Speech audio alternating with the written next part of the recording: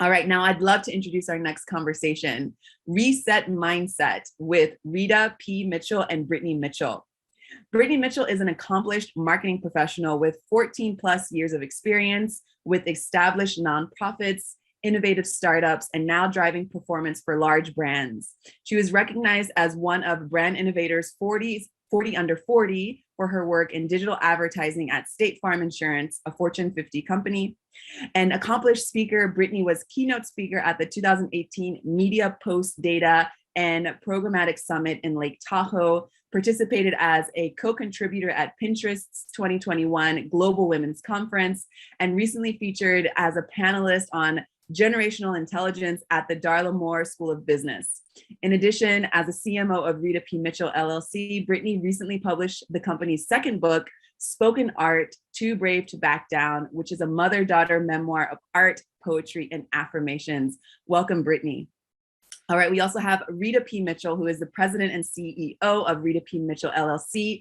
Rita launched the company in 2018, coinciding with her retirement in order to empower individuals to find their purpose, reach professional and personal success, and ultimately live their best lives. In a career spanning over 4 decades, Rita P Mitchell has a proven track record of achievement and success in the highly competitive financial services industry. In 2018, Rita wrote her debut book, Own Your Phenomenal Self, a guide on character, success, and leadership, which serves as a pocket mentor to empower young career women to achieve their desired success, and an Amazon bestseller. Together, Rita and Britt are building a national platform by speaking at events, conferences, and creating customized workshops to help people use the books and affirmation thinking to own their personal phenomenal journey to their success. So thank you both so much. I'm really honored to be leading this conversation. I see you two clearly. Let's see if I can hear you. Can I get a hello, hello? Hello. Thanks for having us. Yeah, I unmuted us. Hi, good morning. Hi. Yes, hello and good morning. Where are you both calling from today? New York.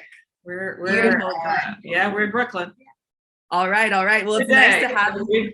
We've had some really snowy weather, but we've got a Sunny, good day. no snow. We're good. All right. Well, thank you all for joining us today. So I know I gave that beautiful introduction with your bios, but is there anything else that you all would like to share with our audience to give some background? Who are you? What do you enjoy? What are you thinking about today? What gets you excited these days when you wake up? Well, that's a lot. I would say thank you for reading the bios, and we're so excited to be here. Of course, I'm Rita. And I'm Britt. Yeah, and I would say just as an umbrella cover to the reading the bio of me is that the 40 years in financial services, obviously as a Black female, was not an easy journey. And in that journey, the skill set that came out of that is with confidence is the ability to sell, to understand financial services. I had my own company, Mitchell Financial Inc., for 11 and a half years, an insurance and securities brokerage firm, and was an investment advisor, ran an office for Edward Jones. And so in that 40 years, I think I bring that corporate perspective to the table. So it's just more than what's on the bio and the journey, but also that aspect of how hard and difficult it is being a young Black female in an industry anywhere, but specifically there. And I would end with this: the precipitous of my deciding to retire early in 2018 is around the decision to live my best life. And so that is the umbrella brand of what we're doing with Rita P Mitchell LLC, and it's teaching people how to do that and the joy in doing that. And so we wake up every day joyful, and I'll stop. Yeah, you nailed it. You nailed the bios. Only thing, it's exactly what Mom said. And the only thing I'd add is that we're living what we're selling. And so I'm excited to be here with everyone today because I'm CMO of our company in my free time. And so I'm so honored and blessed that we can share affirmation thinking and positive talk in a time like this. So we're excited. Awesome. I'm excited to have you all here. And I love that you are a mother-daughter duo, sharing a common goal that is highly inspirational as well as motivating. I don't have my grandmother with me these days, but I see the pictures. I see that she was interested in some of the same things I was interested in. I'm like, wow, we could have been a power duo had we lived, in the same time together. So you all are living my dream. And I love that. So I just wanted to see if you all could share, some ways that you've helped individuals grow in their personal and professional lives. I know that you can probably pull from several experiences, but maybe one or two that you can just share with our live audience to encourage them to, connect with you all and to connect with their authentic selves as well. Yeah, for sure. So we've always helped people with their career progression and getting to the next level, especially like pre-COVID. It was table stakes.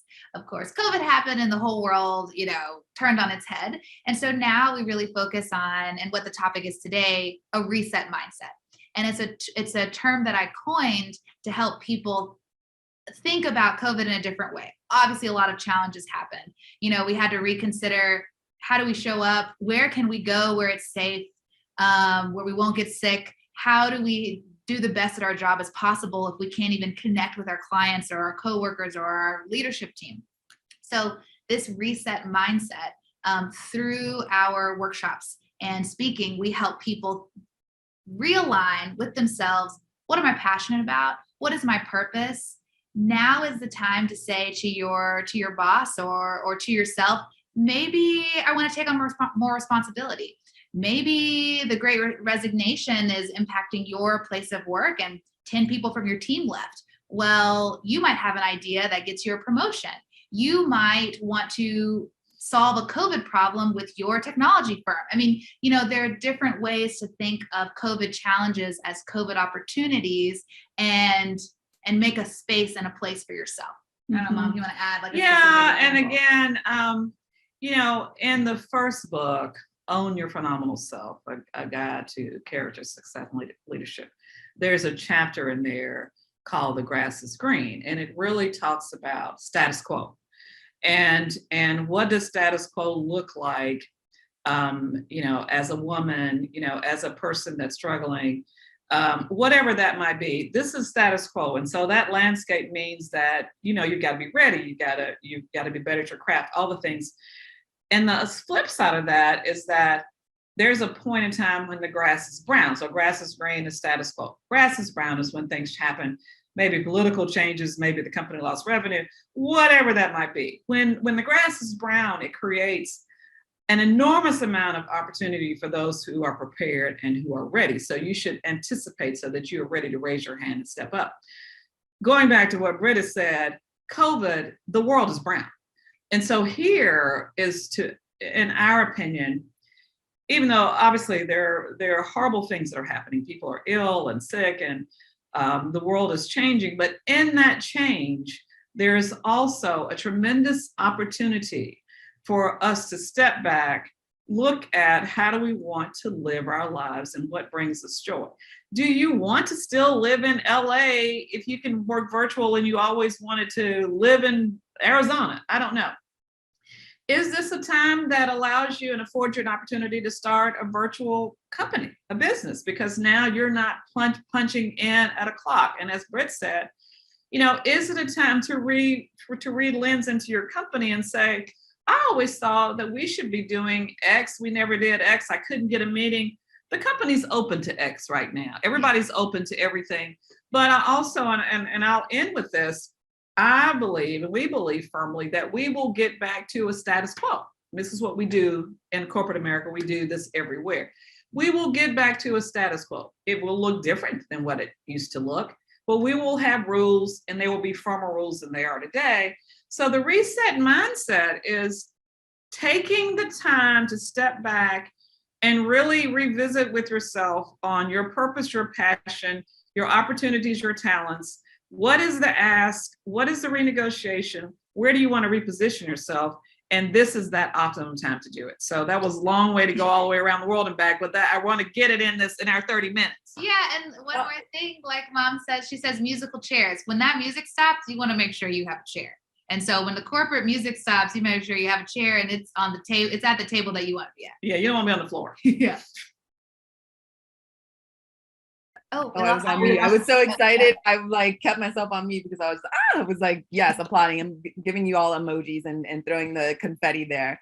So thank you all for diving in deep. I really appreciate that awareness that, yeah, things are shifting, things are changing, and how can we continue to honor ourselves and our talent and our gifts, you know, recognize those gifts if maybe we didn't have the chance to before. This is a great opportunity to do that. So I love that you're finding the positive in this experience that is just, you know, super topsy-turvy, and just also the imagery of making sure you have a seat when the music stops is very like, wow, yeah, that also brings us down to gravity a little more. So thank you for that reminder. All right, so let's just dive a little deeper in some of the literature that you all are putting out there. I love it. Let's start with the Own Your Phenomenal Self, a guide on character, success, and leadership. Now, the theme of this piece, of course, is timely as many folks are rethinking everything and re-envisioning the idea of success and opportunity for Black women and people of color. Can you tell us a little bit more about the process of creating this literature? You know, what were some difficulties? Why did you do it? And I know I asked specifically because I know that a lot of people have their stories to share, and maybe they're looking for an outlet to, you know, publish a book or, you know, use some other form of sharing their ideas outside of social media. So it's kind of a double question there. Can you tell us just a little bit about that process? And then, you know, for folks who are thinking of, you know, sharing their story, just to learn from you. And here's the book, so you can see what it looks like. You can get it on Amazon. I think the links are in the chat, but I'll let Mom speak to. Since here's the CMO stepping up. Here's like, here's the show the book. Here's the opportunity. So I'll start with where the book came from, and I think and we self-published, and so I think there's some nuggets in that as well, because you think it's so difficult to do. So in 1986, 87, I read Who Moved My Cheeks, which is, if you haven't read that book, you should read it. It's an hour and a half or shorter read. I think it's an hour, but it really it's a very short book, but it talks about two mice and the cheese moving. One moves with the cheese, the other one is stuck. And when I read that book, and I was searching at that time in my career, I was reading everything, going everywhere. And when I read that, it made me stop, reflect, and change. I changed my behavior. And so back then I said, you know, I want to write a book like this. I want to write a book that you can read in an hour and a half or less on a train, on a plane, in a boat, in the bath. And when you get through, you change. And so I always knew that I wanted to do that. I didn't know when, I didn't know how, but I knew that that was going to happen. And then I had an opportunity to start writing articles for Black Enterprise before I retired, and there was on leadership and that kind of thing. And then, of course, I have this little one who's struggling in corporate environment, and we were talking every day, which I'll let her get into that. And so then I started writing from that perspective and that lens, and then it was like I was writing a book. And so it came from the goal somewhere in the world, in the future, I'm going to do this. And then the actuality is that the writing made me have discipline, because I had to send an article once a month. And then it was like, I think I'm writing this book. So that's how that started. And then I'll let Britt, who is the CMO, talk about how it turned into a real book. Yeah, I mean, like Mom said, she knew she wanted to write a book. She's already writing articles. And then I was calling her every day and I would say, is the Oracle available to chat? And that was code for, so this thing happened at work. I'm in management now, and this is happening and that's happening. And what do I do? And every day she'd give me advice. And the next day I'd go to work and it was like, boom, it was like magic. And it was like way above my pay grade, but I was getting like executive advice at a management level. And so we were like, it's a pocket mentor. Like, this is a book, and this it's helping me every day. So I think it'll help others. On the publishing piece, we decided to self-publish because for the first book, we hired a PR firm, and they talked about all the things that go into publishing and the royalties and the requirements. And we were like, you know, we want more control over our message and how we deliver it and what the book looks like. And even though it might be harder to market it, it's our story and we want to tell it. And enter Amazon, which I love. And you can self-publish on Amazon. You can self-publish on Barnes & Noble. I mean, these aren't these giant corporations that you can't get into. You just have to read the instructions, have some patience, and take some time. And then as long as you put the time up front, like anyone can publish a book. And so our second book, and you show this. I'll hold this up. This is totally us. So we did not use a PR firm. We did all that. And we could talk about the message in the book. But you know, so it's easier than you think. And again, 30 minutes is short. But if you have, if there's a message in you, if you feel like what you've learned, your journey, your struggle, your success is worthy for someone to share with someone else, then you should write it down. I mean, you should write it down and do that, whether that's in the form of a newsletter, a memoir, a book, because, the learning, and that's the other thing, if I were to turn around and take my shirt off, there'd be stripes on my back. 40 Please don't years. do that. I'm not. there will be stripes on my back. But if I can help you skip 10 years of that, or 5 years of that, or a year of that, or 30 years of that by the messages of my learning, then that's what we want to do. And that was what the book was dedicated for. Both of these books are dedicated for those purposes. I love that. Congratulations to both of you. Thank you for giving us insight there. Just because I know, we're going to talk about writing and storytelling a little later today. We talked about the importance of storytelling yesterday. So I feel like you all are like the actionable, this is how you do it. This is how you team up with your family, build community that way. So thank you so much.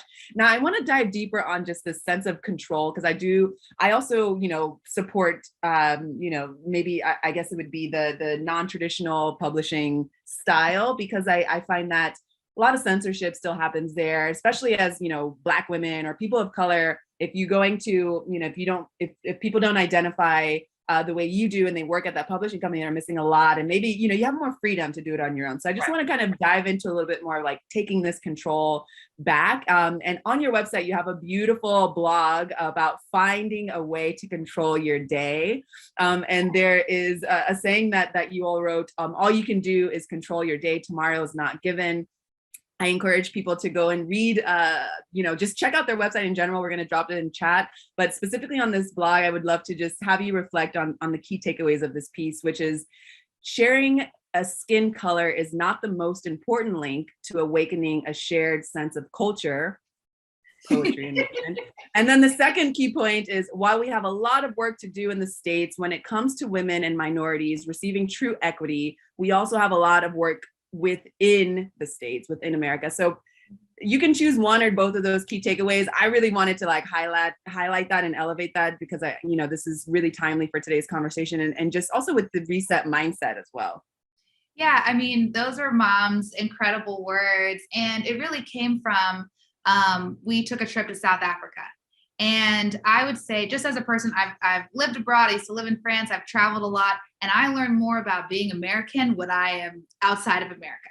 And so you really start to reflect on, why do we do the things we do, and what do we do well, and what could we learn from other cultures? And so, when Mom said you have to find a way to control your day, and our experience in South Africa was phenomenal. And Mom, do you want to speak to? Yeah, and this is the undertones, overtones. Yeah, I can talk to the undertones. And so, again, the first book, Own Your Phenomenal Self, A Guide to Character, Success, and Leadership, is based on the premise that you are enough, you have enough, because you were created with enough, right? And so that means then, if you work your way back, that means that if you're not where you want to be, there's some gaps. So maybe there's a gap in experience, knowledge, mentorship, opportunities.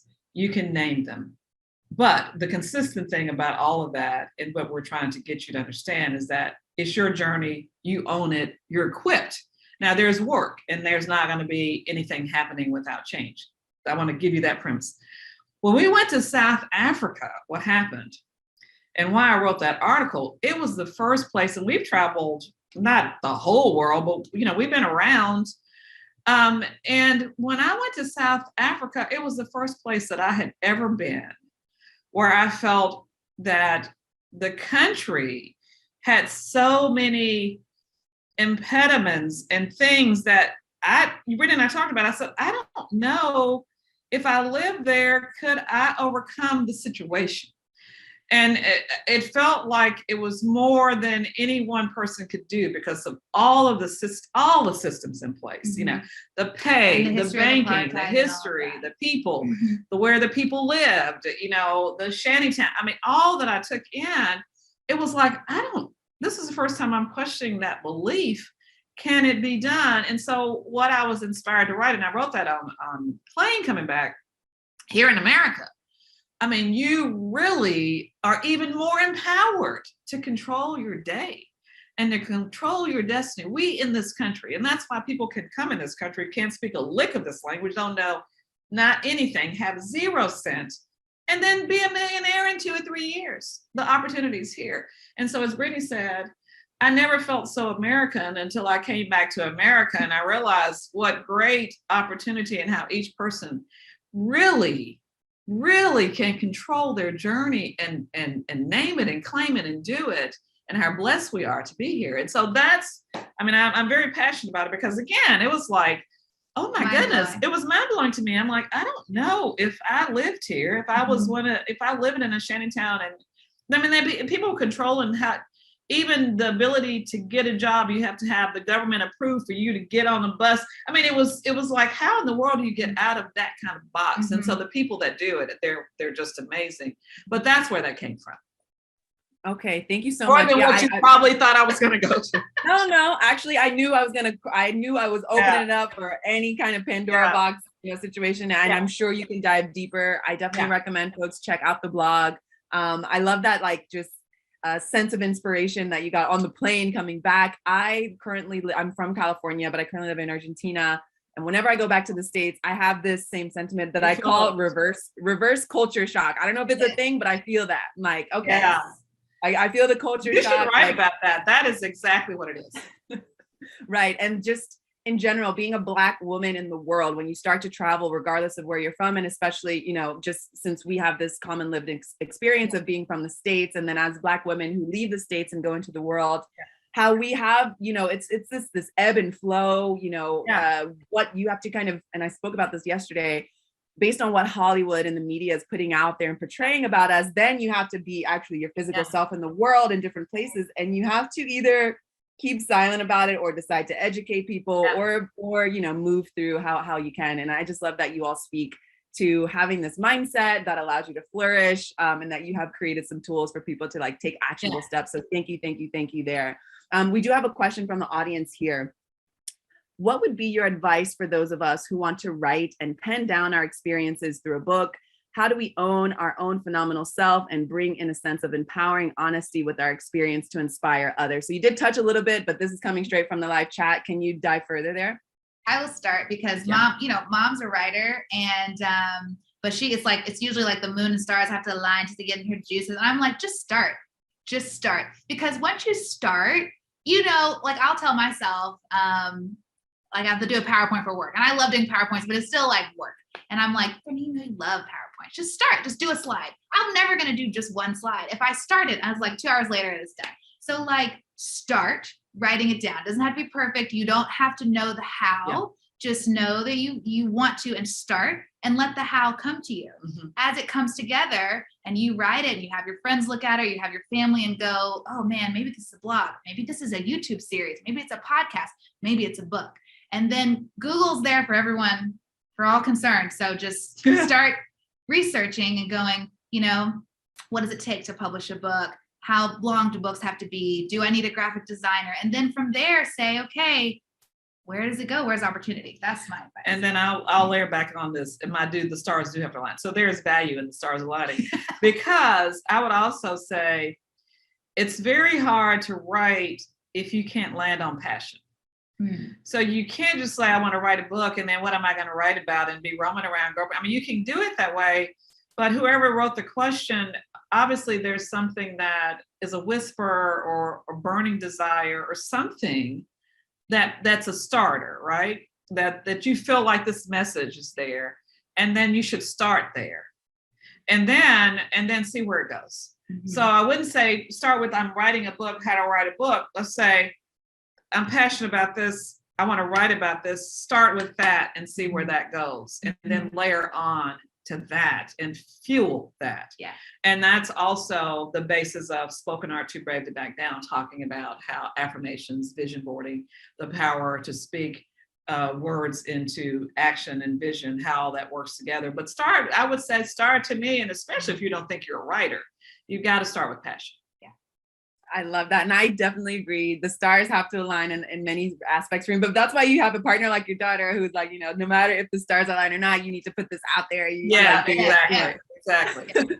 And I'm curious to know, because a lot of people yesterday were talking about just like starting with yourself first. I love speaking about the importance of emotional intelligence at home, at work, and at play. And that self-awareness piece is really key. So just to, continue on with our theme for today, which is reset mindset, and maybe, how can someone feel comfortable to coming back to themselves first instead of trying to put things out there because, the world is like, we are this consumer driven world. It's like, take care of yourself first. Can you shine a light just on that, the importance of self-care in order to be your biggest, fullest, brightest self?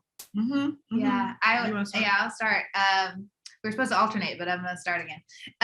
No, I think to come back to yourself, because we've both been in dark places at different times. And I was in a place probably 5 years ago or so where it was just like, I wasn't living where I wanted to. I wasn't happy. I didn't have the friends. I lost confidence in myself. And I started with affirmations. I started very simple, just to believe into myself. I am confident. I am beautiful. I am powerful. I am kind, whatever. And then I built them out a little more and was like, it wasn't just I'm smart, it's I'm smart enough to check my ego at the door and to help other people. So then it was like, I ended up writing, this is in the book too, I ended up writing 15 affirmations. I'd put them on my mirror and every morning I would read them. And then slowly it was like, oh yeah, I am. Oh, okay, I feel good. And then when you get that confidence back in yourself, then you start, I really love painting. I should do it again. Then you get back to yourself. And Mom, and then I'll lay in again. This is in the second book, and you show that, right? It's called Spoken Art, but it's not just spoken art. It's Too Brave to Back Down, which is what we're talking about.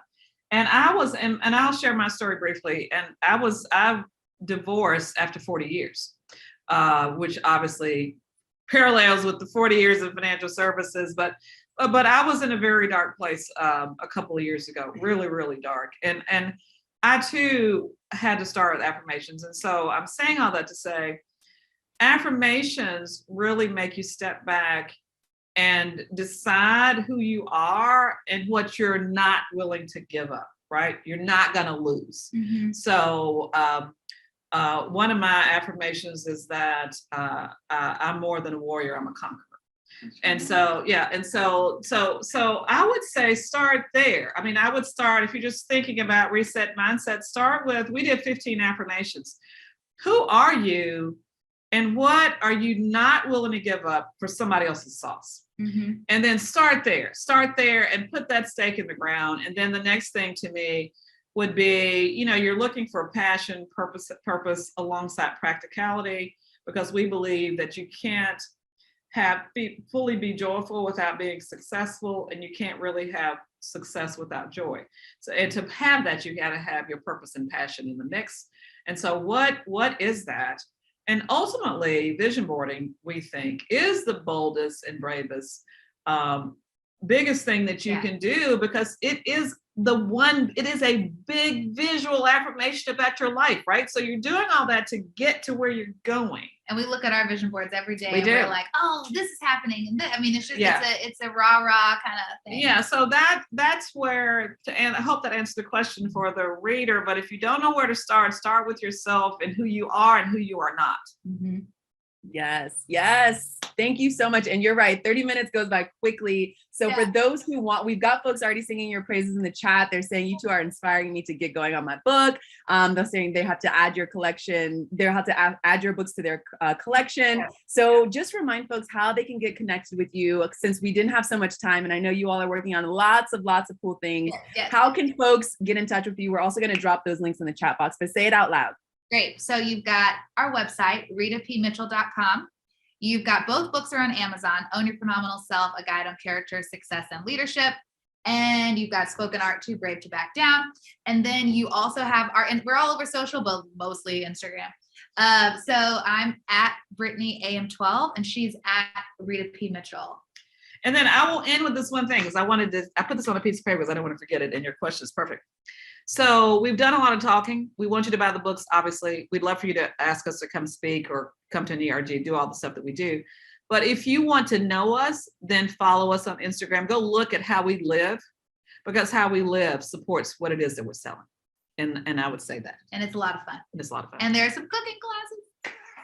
That's it. Yes. That's all. We're working on a cookbook. Awesome. Well, thank you both so much. I definitely recommend our live listeners to go and check them out. They're saying Instagram is the place. Thank you both so much. Good luck with everything. It's been a pleasure.